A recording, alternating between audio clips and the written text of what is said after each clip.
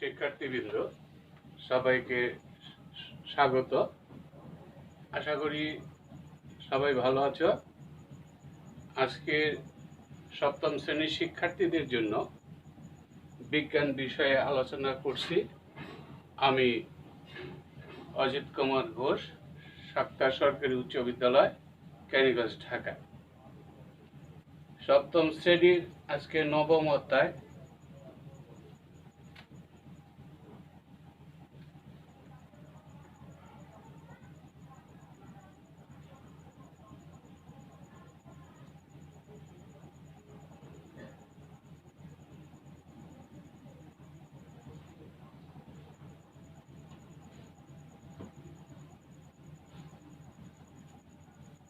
সপ্তম শ্রেণী বিষয় সাধারণ বিজ্ঞান।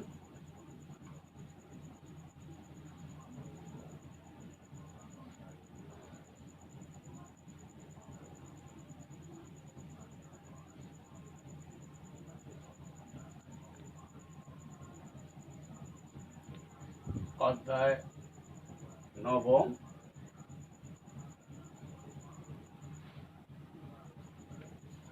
আজকের বিষয় তাপ ও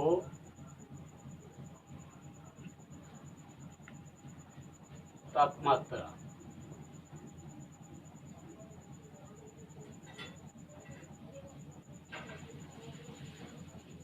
আজকে তাপ ও তাপমাত্রা বিষয় নিয়ে আলোচনা করছি। এই মহাবিশ্বে যা কিছু আছে তাকে দুইটি ভাগে ভাগ করা যায়। এক হলো পদার্থ, অপর হলো শক্তি। পদার্থ হলো যার ওজন আছে বা ভর আছে, জায়গা দখল করে এবং বল প্রয়োগে বাধা সৃষ্টি করে, তাকে পদার্থ বলে। অপরদিকে শক্তি হলো যার ভর বা ওজন নেই, বল প্রয়োগে বাধা সৃষ্টি করে না এবং শুধু ইন্দ্রিয় শক্তির দ্বারা এটা অনুভব করা যায়। এবং তাপ এক প্রকার শক্তি। পঞ্চ ইন্দ্রিয়র একটি ইন্দ্রিয় হলো ত্বক। এই ত্বকের মাধ্যমে আমরা গরম অনুভব করতে পারি। এই হলো তাপ। আর তাপমাত্রা হলো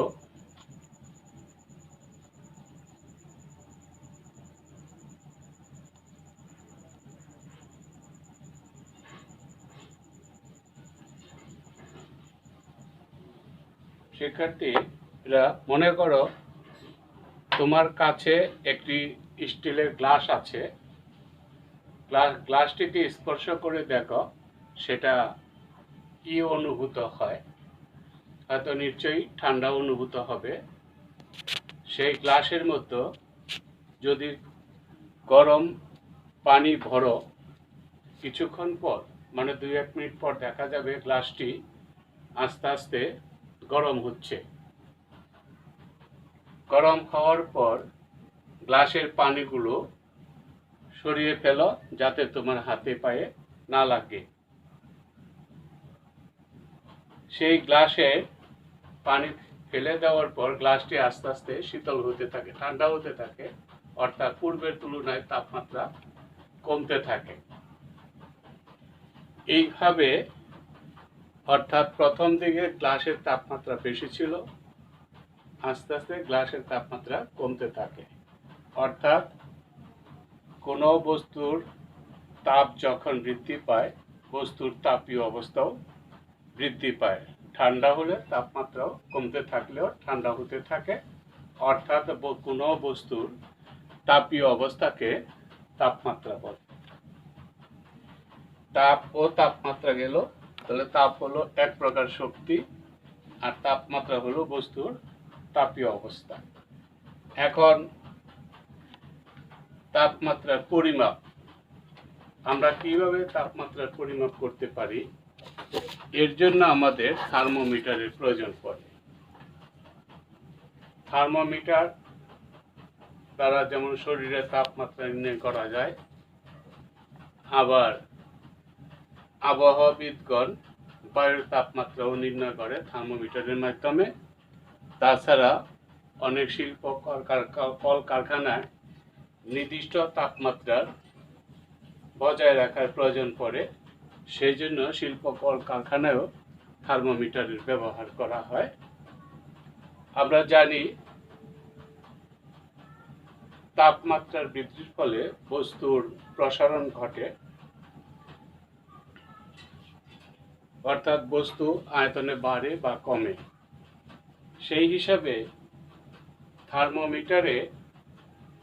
থার্মোমিটারের ভিতরে পারদ দেওয়া থাকে অথবা অ্যালকোহল থাকে, অর্থাৎ যে যন্ত্রের মাধ্যমে অর্থাৎ পারদ প্রবেশ করিয়ে থার্মোমিটার ব্যবহার করা হয় সেটাকে পারদ থার্মোমিটার বলে। এই পারদ তরল থাকায় তাপমাত্রার কারণে সেটা প্রসারণ ঘটে। যেমন মানুষের শরীরের তাপমাত্রা মাপার জন্য এই তাপ বৃদ্ধির ফলে পারদটা গলে ওই থার্মোমিটারের ভিতরে ওঠানামা করে। ওই থার্মোমিটারের ভিতর সরু ও সুষম কাঁচনল থাকে এবং কাঁচনলের এক পৃষ্ঠদেশে তাপ কাটা থাকে। পারদগুলো যখন তাপমাত্রা বৃদ্ধির ফলে ওঠানামা করতে থাকে, অর্থাৎ পারদ বৃদ্ধি পায়, তখন আমরা ধরে নেই শরীরের উষ্ণতা কি পরিমাণ বৃদ্ধি পেয়েছে। এইভাবে থার্মোমিটার ব্যবহার করে আমরা তাপমাত্রা নির্ণয় করতে পারি। এরপর হলো তাপমাত্রা পরিমাপের স্কেল, অর্থাৎ থার্মোমিটারের গায়ে স্কেল বসানো থাকে, অর্থাৎ গায়ে দাগ কাটা থাকে। যেমন ওই স্কেলের মধ্যে থাকে নিম্ন স্থিরাঙ্ক, স্বাভাবিক চাপে এবং তাপমাত্রার নিচের অংশকে নিম্ন স্থিরাঙ্ক বলে, আর স্বাভাবিক চাপে ও তাপমাত্রার ঊর্ধ্বগামী অবস্থাকে ঊর্ধ্ব স্থিরাঙ্ক বলে। অর্থাৎ স্থিরাঙ্ক দুই ভাগে ভাগ করা যায়, ঊর্ধ্ব স্থিরাঙ্ক ও নিম্ন স্থিরাঙ্ক। অর্থাৎ এই স্থিরাঙ্ক যেমন সেলসিয়াস স্কেল থাকে আর থাকে ফারেনহাইট স্কেল। সেলসিয়াস স্কেলে 0 ডিগ্রি থেকে 100 ডিগ্রি পর্যন্ত দাগ কাটা থাকে, মাঝখানে যে ফাঁকা জায়গা থাকে এটিকে 100 ভাগে ভাগ করা যায়।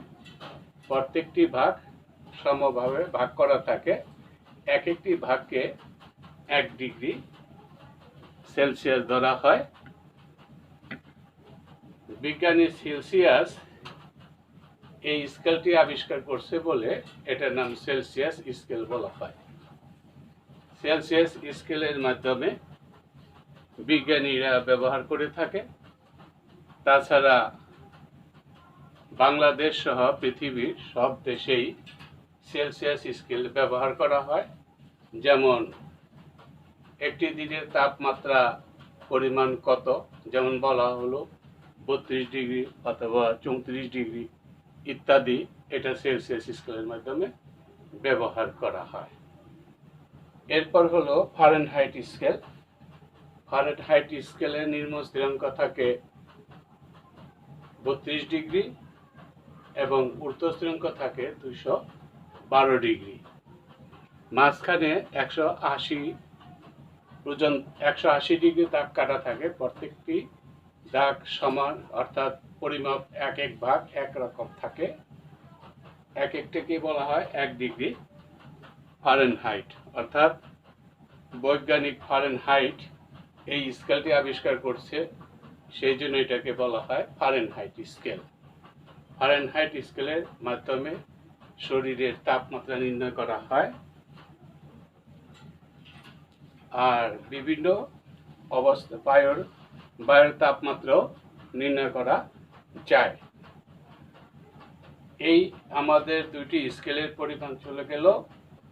এরপরে আমরা আসব এখন সেলসিয়াস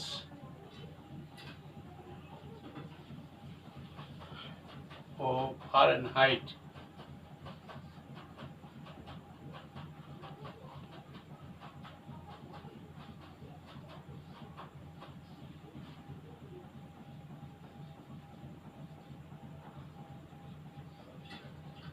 স্কেলের সম্পর্ক।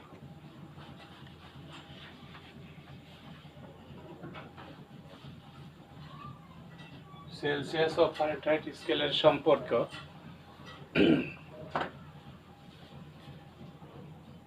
আমরা সেলসিয়াস স্কেলের মাত্রা জানা থাকলে আমরা ফারেনহাইট স্কেলের পরিমাণ নির্ণয় করতে পারি। আবার ফারেনহাইট স্কেলের তাপমাত্রা জানা থাকলে আমাদের সমীকরণটি জানতে হবে। সমীকরণটি হলো C/5 সমান F-23/9 এই সমীকরণটি।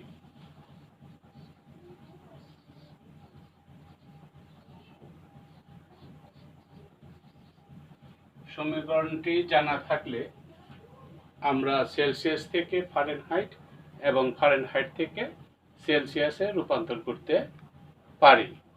যেমন তোমাদের পাঠ্য বইয়ে একটি উদাহরণ দিয়েছে, যেমন বাংলাদেশ ক্রিকেট দলের একজন খেলোয়াড় অস্ট্রেলিয়া খেলতে গিয়ে অসুস্থ হয়ে পড়ল। সেখানকার ডাক্তার তার গায়ের তাপমাত্রা মেপে বলল তাপমাত্রা 38 ডিগ্রি সেলসিয়াস। ফারেনহাইট স্কেলে ওই খেলোয়াড়ের তাপমাত্রা কত হবে? 38 ডিগ্রি সেলসিয়াস। যেমন এখানে সি সমান দিবে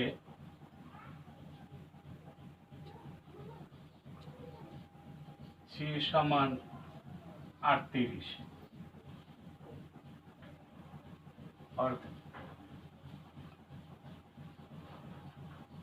আমরা ইংলিশ ডিজিজ দিয়ে দিই 38,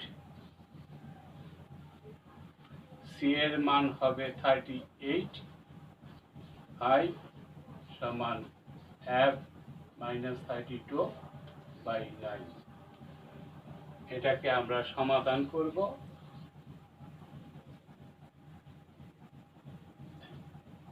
5F সমান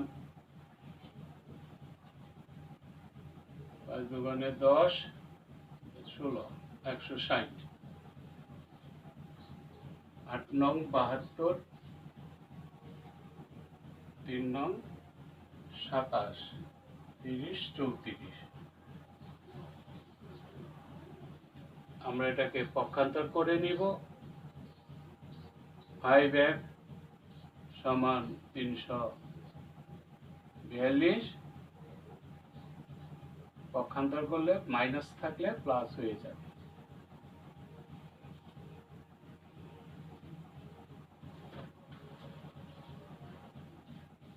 এই অংশটি আমরা উপর দিক দিয়ে করব।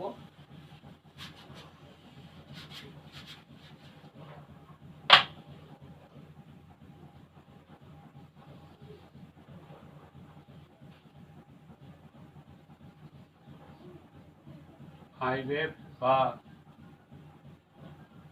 সমান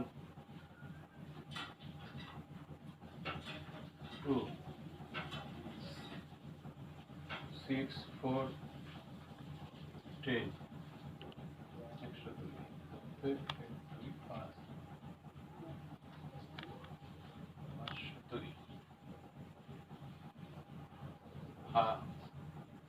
F সমান 502/5। সুতরাং F সমান, এটাকে ভাগ করে 5 10 50, 0 যায় না, 0.20, 4/25।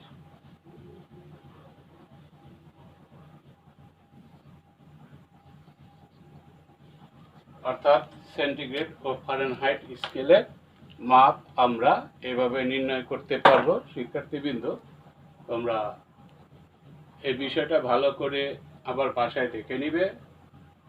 আজকে আমি এখানেই আমার সপ্তম শ্রেণীর শিক্ষার্থীদের জন্য তাপ ও তাপমাত্রা সম্পর্কে যে বিষয়ে আলোচনা করলাম, তোমরা বাসায় একটু অনুশীলন করবে। এই বিষয়টা খুবই গুরুত্বপূর্ণ, তোমাদের জন্য ভবিষ্যতে কাজে লাগবে। সবাইকে ধন্যবাদ। এখানে আজকে আমার বিজ্ঞান ক্লাসের সমাপ্তি করলাম। সামনে আবার পরবর্তী বিষয়গুলো আলোচনা করব। সবাই ভালো থাকো, মঙ্গল থাকো, এই কামনা করে এখানে আমি শেষ করছি। সবাইকে ধন্যবাদ।